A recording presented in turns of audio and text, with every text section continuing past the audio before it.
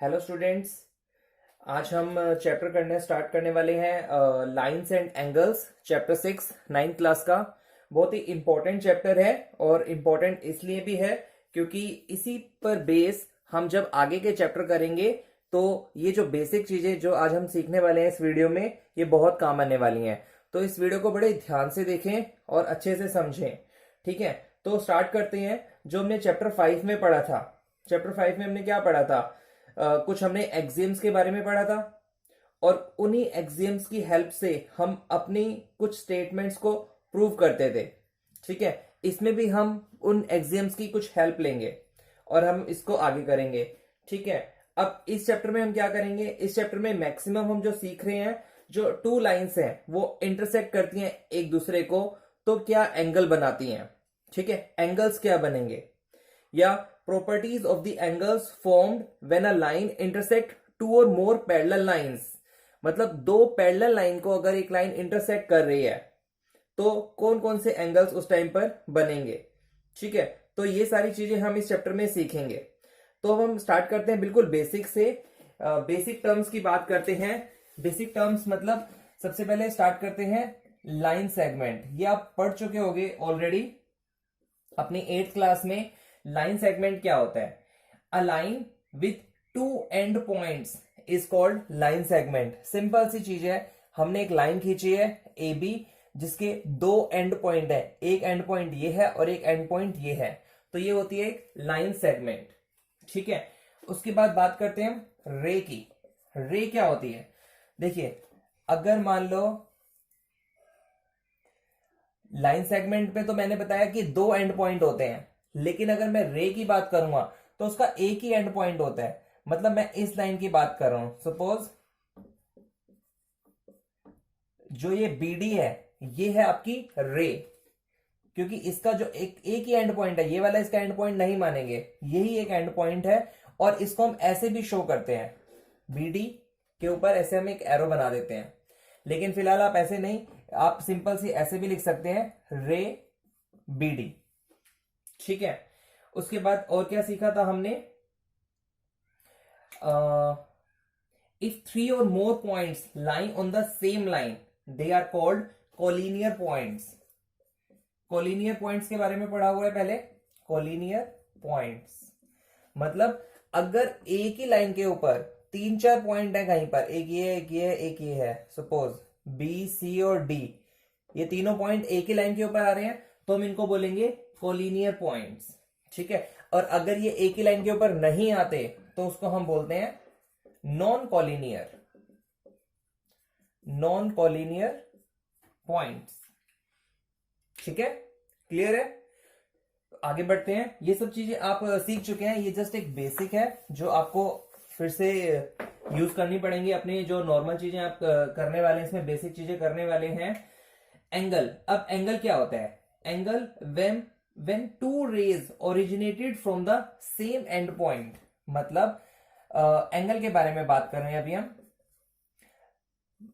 जब दो रे, ये भी रे है ये भी रे है, ठीक है, क्यों रे है? क्योंकि इसका भी एक, इस लाइन का भी एक एंड पॉइंट है एक ही, और इस लाइन का भी एक एंड पॉइंट है। ठीक है, तो जो दो ये एंगल है, ये जो एंगल दो रे हैं, ये जो दो रे मिलकर जो एंगल बनाती हैं उसको बोलते हैं हम एंगल। ठीक है, the ray making an angle are called the arms of the angle. तो जो हमने ये लाइनें खींची हैं, जो हमने रे खींची हैं, इनको हम बोलते हैं आर्म्स। क्या, किस चीज की आर्म्स है? ये एक हमने जो एंगल बनाया है उसकी आर्म्स है। ठीक है, and the end point is called vertex. तो जो ये वाला एंड पॉइंट है इसको क्या बोलेंगे हम? वर्टेक्स। ठीक है, आप साथ साथ अपनी कॉपी में भी ये सब चीजें जो बेसिक टर्म है ये नोट कर सकते हैं, ताकि आपको पता रहे कि जब आप क्वेश्चन पढ़ते हैं तो उसमें जो भी क्वेश्चन में डिफाइन किया होता है वो इन्हीं चीजों का वर्ड्स को यूज करके किया होता है। तो अगर आप अच्छे से स्टेटमेंट पढ़ेंगे तो आपको पता भी रहेगा वो एग्जैक्टली किस चीज की बात कर रहा है। ठीक है, अब आगे बढ़ते हैं। एंगल्स के अंदर ही हमने एंगल्स के अंदर पहले पढ़ा हुआ है एक्यूट एंगल, हमने और पढ़ा हुआ है राइट एंगल, और क्या पढ़ा हमने? ऑब्ट्यूज एंगल, इसके अलावा हमने एक स्ट्रेट लाइन भी पढ़ी हुई है, ये आपको सब स्ट्रेट एंगल भी बोल सकते हैं जिसको हम, ये आपने पहले पढ़ा हुआ होगा। और एक पढ़ा हुआ हमने रिफ्लेक्स एंगल, और आपको मालूम भी होते होंगे ये सब चीजें होती क्या है। तो बात करते हैं हम एक्यूट एंगल की। देखो एक्यूट एंगल, जो एंगल 90 डिग्री से कम होता है उसको बोलते हैं हम एक्यूट एंगल। मतलब हम ये कह सकते हैं अगर ये एक्स जो है हमारा एक एंगल है, तो ये क्या कहां किस किस के बीच में लाई करेगा, ये 0 से ऑलवेज बड़ा होगा और ये 90 डिग्री से ऑलवेज छोटा होगा। तो ये बन गया हमारा एक्यूट एंगल। ठीक है, उसके बाद हम राइट एंगल की बात करते हैं। राइट एंगल जो होता है बिल्कुल 90 डिग्री का होता है। तो अगर मैं इसको x मान लूं तो जो x जो एंगल होगा हमारा वो कितने डिग्री का होगा, 90 डिग्री का होगा। तो ये हो गया हमारा राइट एंगल। ठीक है, नेक्स्ट ऑब्ट्यूज एंगल, जो 90 डिग्री से तो बड़ा होता है लेकिन 180 डिग्री से छोटा होता है। तो अगर इसको हम x डिग्री माने, ये भी डिग्री है ये भी डिग्री है, तो जो यहां पर x डिग्री जो हमारा एंगल होगा वो 90 से बड़ा होगा और 180 से छोटा होगा, उसको बोलते हैं हम ऑब्ट्यूज एंगल। ये आपका हो गया ऑब्ट्यूज एंगल।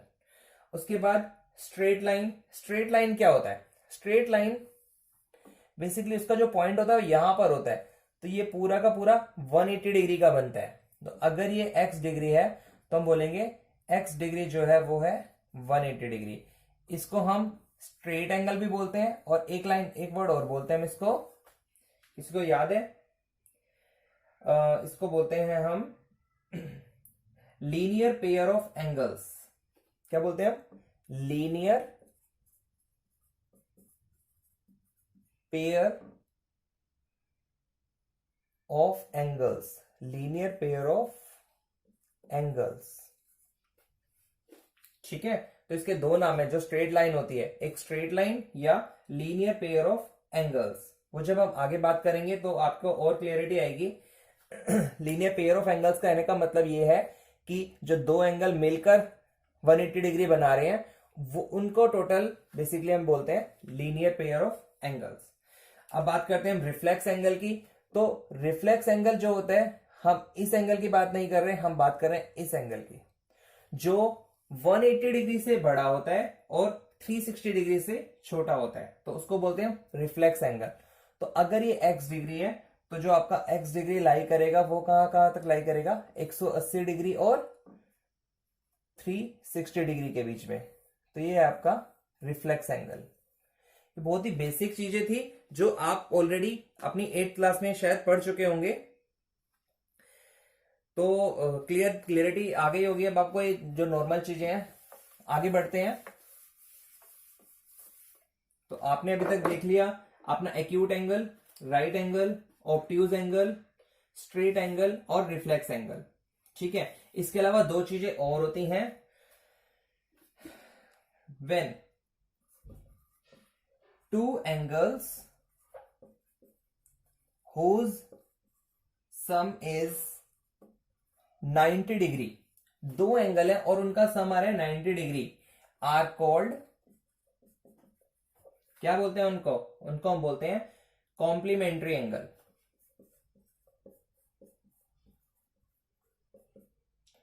Complementary angle. ये सब बेसिक जो चीजें हैं ये जरूर आप अपने माइंड में रखें, क्योंकि ये बहुत काम आने वाली है आपके चैप्टर के अंदर। मैं इसका एग्जांपल भी समझा देता हूं। जब दो एंगल का सम, मान लीजिए एक एंगल आपका ये है और एक आपका एंगल ये है, जब दो एंगल का सम अगर 90 डिग्री हो जाता है तो हम उनको बोलते हैं कॉम्प्लीमेंट्री एंगल्स। इसमें जो क्वेश्चन आने वाला है मैं आपको वो भी बता देता हूं। कभी कभी आपसे बताते हैं, अगर मान लीजिए x जो है वो 30 डिग्री है, अगर x 30 डिग्री आपको गिवन है और आपसे पूछ लिया y बताइए क्या होगा, तो अगर हम उसका आंसर 60 देते हैं तो हम बोलेंगे y is the complementary angle of x या कॉम्प्लीमेंट्री एंगल ऑफ ABC। तो इन दोनों का सम बेसिकली 90 होना चाहिए। तो ये कॉम्प्लीमेंट्री है इसका और ये कॉम्प्लीमेंट्री है इसका, मतलब दो एंगल्स मिलकर 90 डिग्री जिसमें हम बनाते हैं।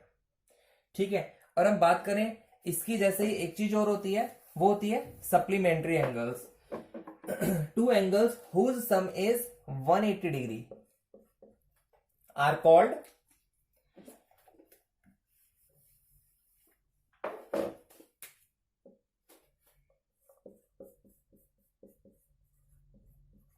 Supplementary angle. ठीक है, तो जो दो एंगल है जिनका जो सम है अगर 180 डिग्री बन रहा है तो हम उनको बोलेंगे सप्लीमेंट्री एंगल। जैसे एक ये एंगल हो गया, ये अगर 70 डिग्री का है तो इसका सप्लीमेंट्री एंगल कितना होगा, तो आपको क्या करना है 180 में से 70 को माइनस कर देना है। तो इस 70 का जो सप्लीमेंट्री एंगल होगा वो होगा 110 डिग्री। ऐसे क्वेश्चन आपके एग्जाम में आते हैं। ठीक है, तो इंपॉर्टेंट चीजें, बेसिक चीजें हैं, ध्यान से समझते जाएं। नेक्स्ट और आगे बढ़ते हैं। अब बात करते हैं एडजेसेंट एंगल्स की। एडजेसेंट एंगल्स,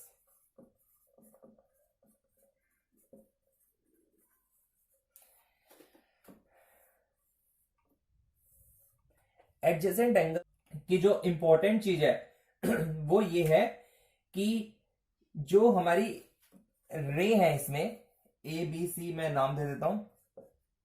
इसमें हमारी जो रे है क्या क्या है, ए बी भी हमारी रे है क्योंकि इसका एक ही ओपन पॉइंट है, एक ही एंड पॉइंट है। और बी सी ये भी हमारी एक रे है, इसका भी एक ओपन पॉइंट है। बी डी भी हमारी एक रे है, वो भी एक हमारा एंड पॉइंट है क्योंकि इसमें एक ही एंड पॉइंट आता है। ठीक है, तो इसके अंदर हम लिखेंगे एंगल एबीडी ये वाला और एंगल डीबीसी ये वाला, ये दोनों एंगल एडजेसेंट है। तो जो ये एडजेसेंट एंगल्स की हम बात कर रहे हैं, देखिए हमने बताया ये दो एंगल एडजेसेंट है। कौन कौन से, एंगल एबीडी और एंगल डीबीसी। एंगल एबीडी के अंदर कौन कौन सी आर्म है, हमारी एबी है एक, ये मैं आर्म की बात कर रहा हूं, और एक हमारे पास बीडी है।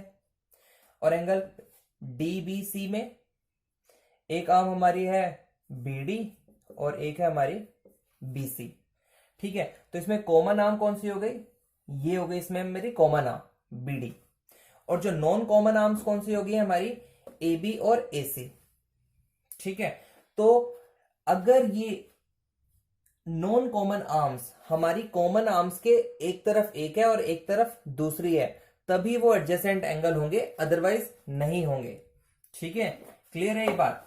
देखो फिर से बताता हूं, जो हमारी ये कॉमन आर्म है, ये वाली हमारी कॉमन आर्म हो गई, मैं लिख देता हूं, ये हमारी हो गई कॉमन आर्म, और ये वाली हो गई हमारी नॉन कॉमन, और ये भी हो गई हमारी नॉन कॉमन। तो हमेशा जो नॉन कॉमन आर्म्स हैं, अगर वो कॉमन आर्म्स के आइदर साइड होती हैं, एक इस तरफ और एक इस तरफ, तभी वो एंगल हमारे एडजेसेंट एंगल होंगे, अदरवाइज वो हमारे एडजेसेंट एंगल नहीं होंगे। ठीक है, एक एग्जांपल और लेते हैं इसी के अंदर। मान लो आपके पास अगर आता है angle A B C and angle suppose A B D, मैं बात कर रहा हूं इसकी ए बी सी और ए बी डी, क्या ये आपके एडजेसेंट एंगल हैं, ए बी सी और ए बी डी, क्या ये एडजेसेंट एंगल हैं? तो हम क्या देखेंगे, एंगल एबीसी के अंदर कौन कौन सी लाइनें आ रही हैं। एंगल एबीसी में हमारे पास एक आ रही है हमारे पास ए बी और एक आ रही है हमारे पास बी सी। ठीक है, और एंगल ए बी डी में ए बी डी के अंदर हमारी दो रम्स आ रही हैं, एक आ रही है हमारी ए बी और एक आ रही है हमारी बी डी। तो इसके अंदर कॉमन आर्म कौन सी हो गई, ए बी, ये वाली होगी कॉमन आर्म। तो और ये हो गई हमारी नॉन कॉमन आर्म्स। तो नॉन कॉमन आर्म्स अब क्या है, वो कॉमन आर्म्स के एक ही तरफ आ रही है, दोनों non common arms. A B हमारी कॉमन आर्म्स बन गई। इस एग्जांपल में मैं लिख देता हूं, ए बी जो है वो हमारी कॉमन आर्म्स है, ये हमारी नॉन कॉमन आर्म्स है, ये भी हमारी नॉन कॉमन आर्म्स है। तो मैंने आपको बताया था एडजेसेंट एंगल्स के अंदर इंपॉर्टेंट क्या चीज होती है। एडजेसेंट एंगल्स में हमेशा जो हमारी नॉन कॉमन आर्म्स होती हैं वो एक एक तरफ होती हैं कॉमन आर्म्स के। फिलहाल इस एग्जांपल के अंदर ये हमारी कॉमन आर्म्स है और नॉन कॉमन आर्म्स दोनों एक ही साइड है, इसके दोनों राइट साइड पर है। तो इसीलिए ये जो दोनों एंगल हैं वो एडजेसेंट एंगल नहीं होंगे। ठीक है, तो ये भी एक इंपॉर्टेंट चीज है, ये आपके एग्जाम में आपसे पूछी जा सकती है। एक सिंपल सा आपको एंगल बना के दे देंगे और आपको पूछ सकते हैं कि बताइए ये एडजेसेंट एंगल है या एडजेसेंट एंगल नहीं है। ठीक है, नेक्स्ट आगे बढ़ते हैं।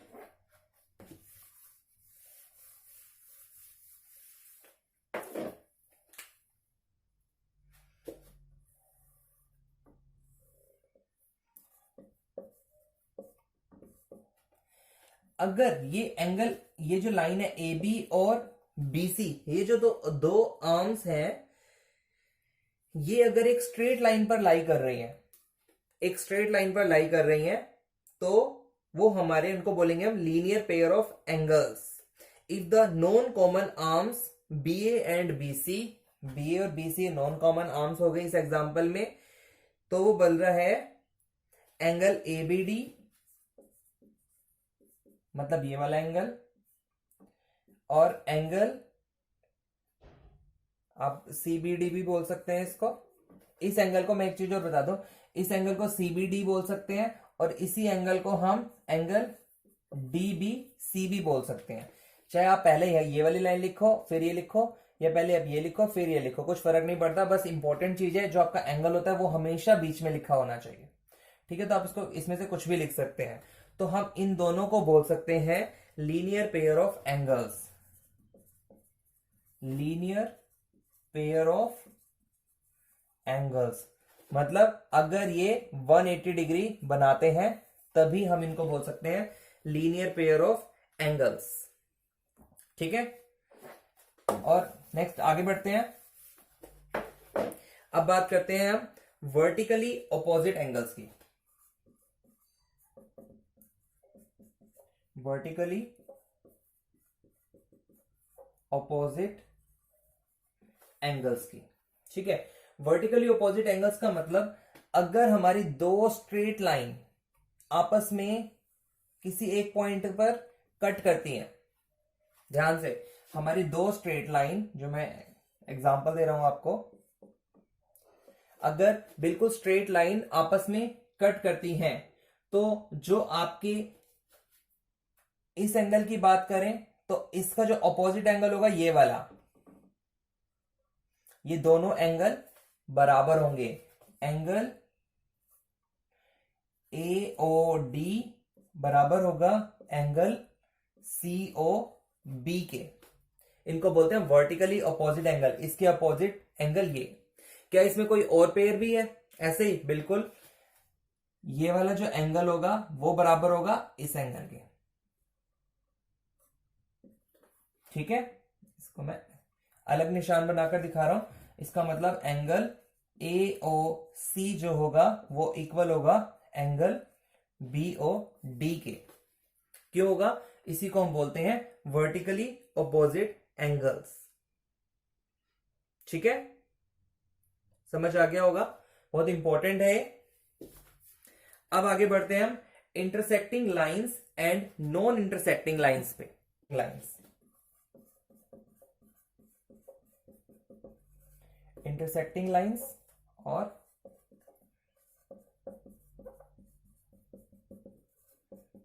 Non intersecting lines. सिंपल है, इंटरसेक्टिंग लाइंस अगर दो स्ट्रेट लाइन आपस में कट कर रहे हैं, इंटरसेक्ट कर रहे हैं, तो वो हो गए intersecting lines. Non intersecting lines means दो लाइनें स्ट्रेट जा रही हैं, कहीं पर भी वो कट नहीं करेंगी, कहीं पर भी। इसको मैं जितना मर्जी आगे बढ़ा दूं या इसको मैं जितना मर्जी आगे बढ़ा दूं, कभी कट नहीं करेंगी, तो उनको बोलेंगे हम नॉन इंटरसेक्टिंग लाइंस, या हम बोल सकते हैं उनको पैरेलल लाइंस। ठीक है, पैरेलल लाइंस की एक खासियत होती है क्या, उसका जो डिस्टेंस होता है, अगर मैं उसका डिस्टेंस यहां से नापूं, चाहे मैं यहां से नापूं, चाहे मैं यहां से, या मैं कहीं से भी इन दोनों लाइनों के आपस का डिस्टेंस नापूं, वो हमेशा बराबर होगा। अगर यहाँ पर 10 सेंटीमीटर इन दोनों लाइनों का डिस्टेंस, तो यहाँ पर भी 10 होगा, यहाँ पर भी 10 होगा, यहाँ पर भी 10 होगा। किसी भी कोने से अगर हम दो लाइनों को नाप लें, पैरेलल लाइंस के डिस्टेंस को नाप लें, तो वो हमेशा हमेशा इक्वल होता है। ठीक है, तो ये है आपका intersecting lines and non intersecting lines. Next, अब फिर से हम बात करते हैं पेयर ऑफ लाइंस की, जो आपका टॉपिक ही इंपॉर्टेंट है, pairs of angles, sorry pairs of angles. ठीक है, जो अभी हमने सीखा था लीनियर पेयर ऑफ एंगल्स।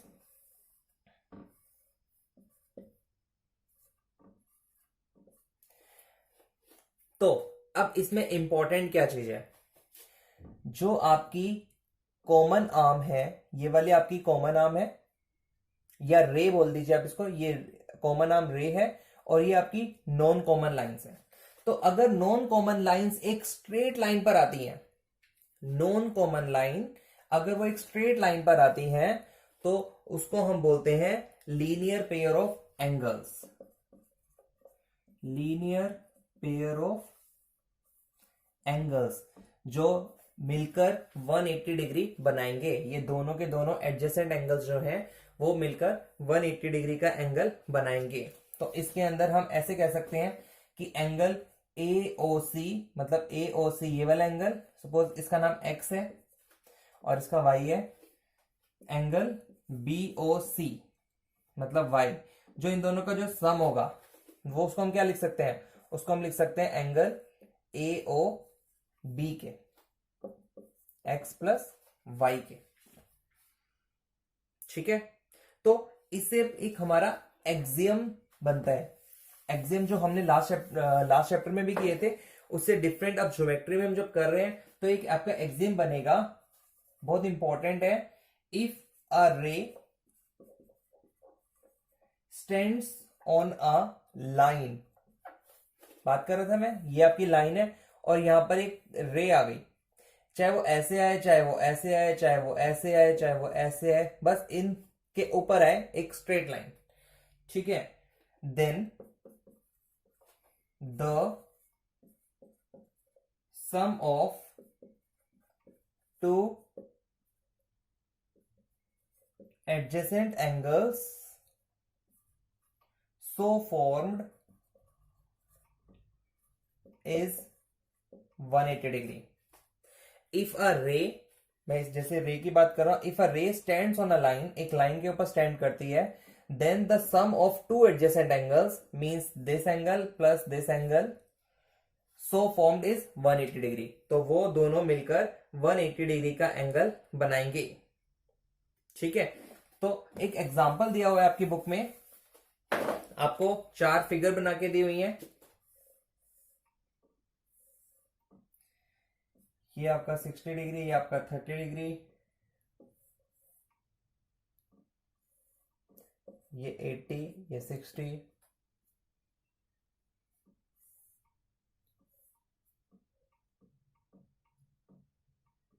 ये 125, ये 55,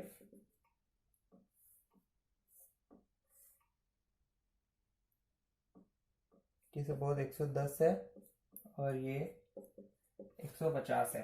तो हमें बताना है इसके अंदर क्या कौन सा adjacent angles with different measures, ये हमें सारे एडजेसेंट एंगल्स दिए हुए हैं, डिफरेंट मेजरमेंट दी हुई हैं।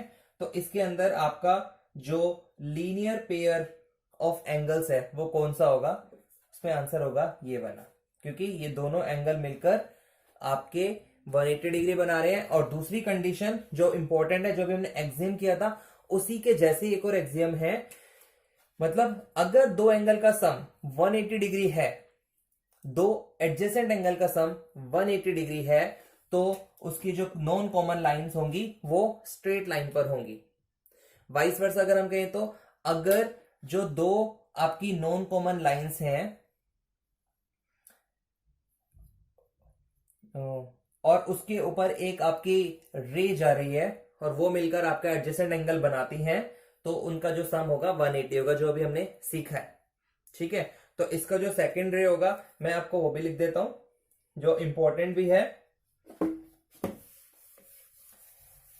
पहले एक्सियम का ही अपोजिट है, if the sum of two adjacent angles is 180 degree. If the sum of two adjacent angles is 180, then the non-common arms of the angles form a line. ठीक है, तो जब आपका दो एडजेसेंट एंगल का सम 180 डिग्री है, तो जो आपकी ये नॉन कॉमन आर्म्स हैं वो एक लाइन पर बनेगी। ठीक है, तो ये बहुत दोनों एक्सियम्स बहुत इंपॉर्टेंट है आपके और आगे काम आने वाले हैं। अब और हम एग्जांपल करते हैं कुछ, उसके बाद ही हम एक्सरसाइज स्टार्ट कर सकते हैं। ठीक है, तो हम एग्जांपल और ले लेते हैं। वर्टिकली ऑपोजिट एंगल्स में आपको समझा चुका हूं।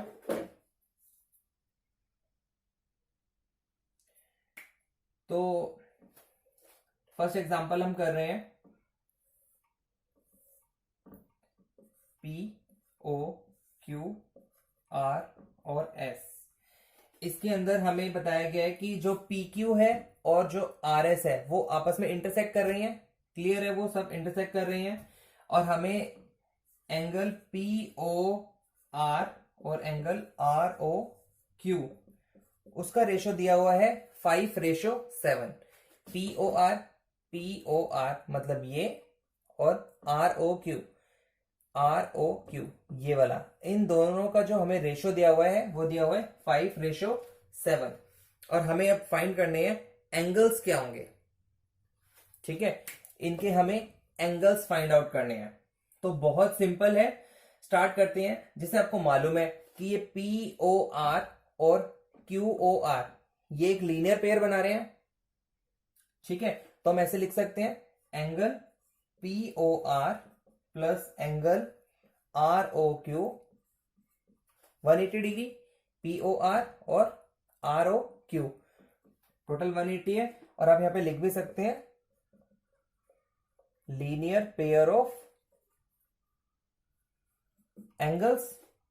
ठीक है, और अब आपको ये रेशो दी हुई है angle P O R ratio angle R O Q, वो क्या दिया हुआ है 5:7।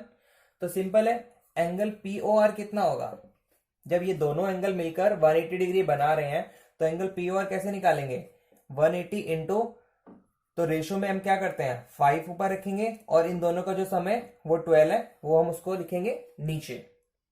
ठीक है, अब इसको सॉल्व कर लीजिए। 12 1 12, 12 5 60, तो 15 5 75 डिग्री। तो एक हो गया आपका एंगल 75 डिग्री का, और एंगल दूसरा वाला अगर मैं निकालूं आर ओ क्यू 180 इंटू 7/12, इसको भी हमने कैंसिल करा, 15 7 105 डिग्री। तो सेकेंड एंगल आ गया आपका 75 डिग्री।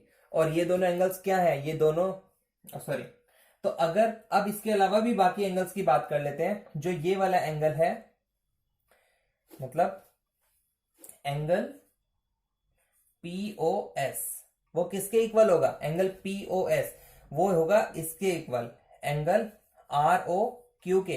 क्यों, क्योंकि ये क्या है vertically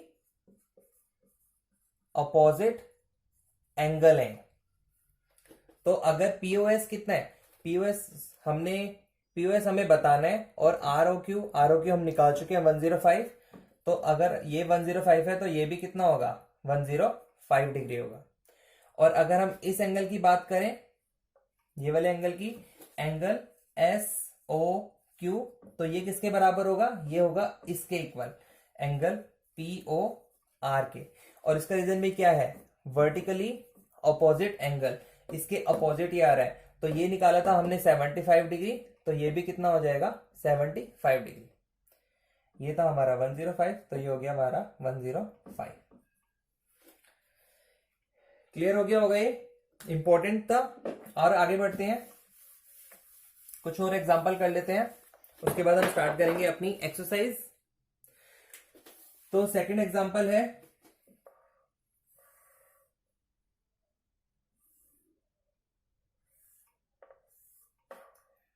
POQTSR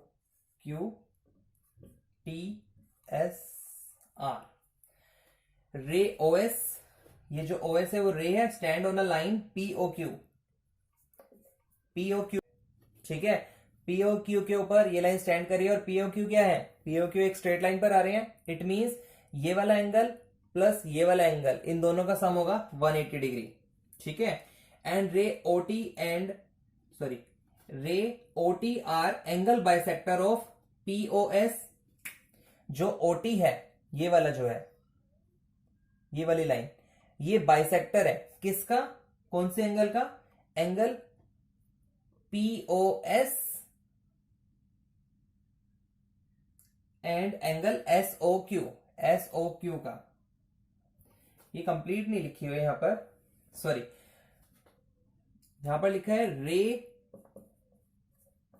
OR and OT are the bisector of angles.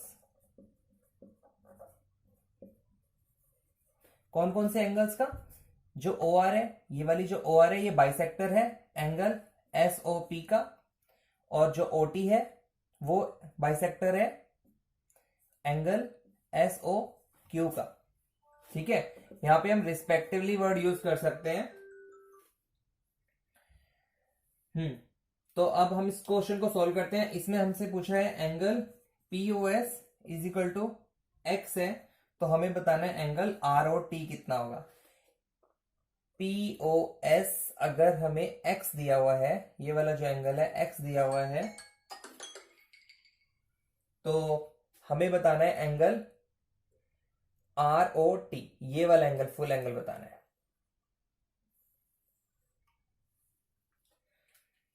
ठीक है, तो इसको हम सॉल्व कर लेते हैं। यहां पर सॉल्व करते हैं। तो हमें सबसे पहले तो हमें मालूम है angle POS plus angle SOQ वो होंगे हमारे 180 डिग्री के। ठीक है, एंगल POS और एंगल SOQ वो होगा हमारा 180 डिग्री का। एंगल POS आपको क्या दिया हुआ है, x डिग्री। तो इस लाइन को हम कैसे लिखेंगे, ये वाली लाइन को, ये x है प्लस एंगल SOQ 180 डिग्री। तो हमारा एंगल SOQ कितना हो गया, 180 माइनस x, ये x इधर चला गया। तो एंगल SOQ हमें पता चल गया 180 माइनस x हो गया। अब हमें पता है OR जो है वो बाइसेक्ट कर रही है POS को। रे OR बाइसेक्ट्स एंगल POS को। जो ये OR है ये POS को बाइसेक्ट कर रही है। इसका मतलब क्या होगा, जो एंगल ROS है, जिसकी बात कर रहा हूं मैं, ROS है, वो क्या होगा, वो हाफ होगा इस एंगल का। ठीक है, क्या होगी, angle half of angle SOP का या एंगल POS, एक ही बात है। और एंगल POS क्या था, x, तो ये कितना हो गया, ROS हो गया हमारा x/2। ठीक है, और इसी तरीके से दूसरे की बात करते हैं, हम इसकी बात करते हैं, जो हमारा एंगल है SOT। SOT क्या है, SOT ये बाइसेक्टर है, किसका बाइसेक्टर है, इस पूरे का बाइसेक्टर है। इसका मतलब ये होगा हाफ ऑफ एंगल SOQ। और SOQ कितना निकल चुका है हमारा, 180 माइनस x। ठीक है, तो इसको अगर हम सॉल्व करें तो ये आएगा 90 माइनस x/2। 1/2 इससे मल्टीप्लाई होगा तो 90 बन गया, और 1/2 इससे मल्टीप्लाई होगा तो x/2 बन गया। तो अब हमारे पास दोनों एंगल आ गए, ROS और SOT। हमें क्या बताना था, एंगल हमें बताना था इसके अंदर ROT बताना था, ROT। तो ROT क्या होगा, ROT जो बनेगा वो किस किस का एंगल सम बनेगा, एक तो ROS ये वाला एंगल प्लस एंगल ये वाला SOT। तो ROS कितना आ गया था हमारा x/2 और ये कितना आया था 90 माइनस x/2। तो ये प्लस है माइनस है कैंसिल हो गया, तो ये कितना बचा 90 डिग्री। क्लियर? मैं फिर से बता देता हूं, इसको ध्यान से समझो। सबसे पहले हमें OR और OT, जो ये OR लाइन है और जो ये OT लाइन है, पहले हम OR की बात करते हैं। ये जो है बाइसेक्टर है इस एंगल का। इसका मतलब ये जो भी एंगल बनेगा ये वाला, ये उसका हाफ, ये भी उसका हाफ, ठीक है। और जो OT है वो भी बाइसेक्टर है इस एंगल का।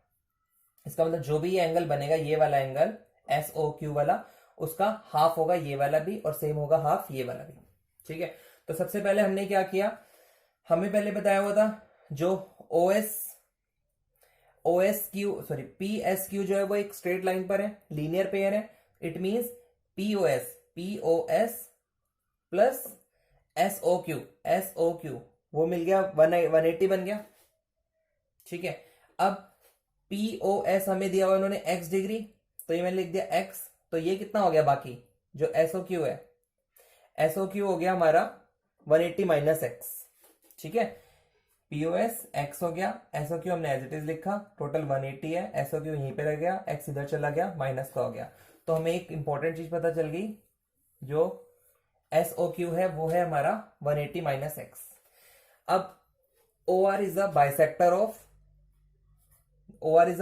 ऑफ दिस एंगल, ये बाइसेक्टर है। तो एंगल ROS कितना होगा, ये हाफ होगा पूरे इसका, ये x है तो ये कितना हो गया x/2 हाफ। और ऐसी x की बात करें तो जो एंगल SOT है वो होगा हाफ ऑफ दिस, ये वाला एंगल इसका। और ये हमने कितना निकाला था, ये हमने निकाला था 180 माइनस एक्स। तो ये हो गया 180 माइनस एक्स का हाफ, ठीक है। इसको जो सिंपली सॉल्व कर लिया। अब हमें एंगल बताना है, ये एंगल और ये एंगल का टोटल। बेसिकली इन दोनों एंगलों को मिला के क्या बन रहा है, ROT। यही पूछा था हमसे, ROT कितना होगा। तो जो ROT होगा वो होगा ROS plus SOT, ROS plus SOT। तो ROS था हमारा ये वाला x/2 और SOT था ये वाला। इसको सोल्व कर लिया तो आंसर आ गया हमारा 90 डिग्री, ठीक है। क्लियर है? तो अब हम नेक्स्ट वीडियो में स्टार्ट करेंगे अपनी फर्स्ट एक्सरसाइज 6.1। बहुत इंपॉर्टेंट है। तो अगर आपको इसमें से कोई भी डाउट है तो आप मुझे कमेंट बॉक्स में लिख सकते हैं, और ये वीडियो आप अपने फ्रेंड्स के साथ शेयर भी कर सकते हैं, और मेरे चैनल को सब्सक्राइब भी कर सकते हैं। Thank you.